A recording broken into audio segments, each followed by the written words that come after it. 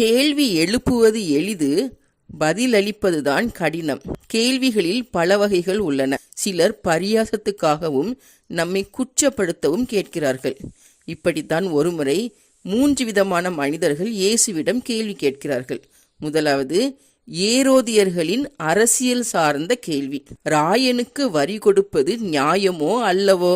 இயேசுவின் பதில், ராயனுடையதை ராயனுக்கும் தேவனுடையதை தேவனுக்கும் செலுத்துங்கள்.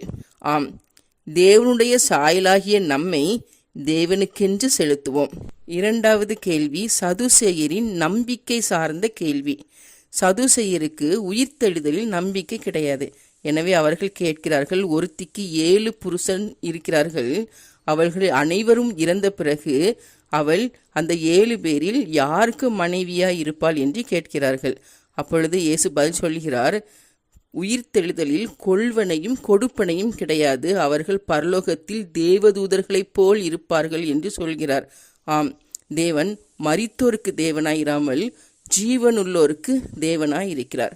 மூன்றாவது, நியாயசாஸ்திரியின் சட்டம் சார்ந்த கேள்வி. நியாயசாஸ்திரி ஒருவன் இயேசுவிடம் கேட்கிறான், நியாய பிரமாணத்தில் எந்த கற்பனை பிரதானமானது என்று. அதற்கு இயேசு சொல்கிறார், உன்னிடத்தில் நீ அன்பு கூறுகிறது போல பிறனிடத்திலும் அன்பு கூறுவாயாக என்று. அதன் பின்பு ஏசப்பா கேள்வி கேட்கிறார், கிறிஸ்துவை குறித்து நீங்கள் என்ன நினைக்கிறீர்கள் என்று.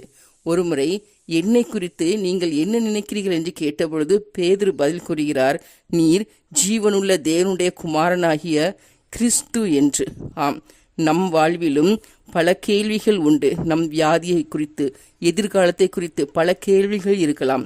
அத்தனை கேள்விகளுக்கும் ஒரே பதில், இயேசு கிறிஸ்து மட்டுமே.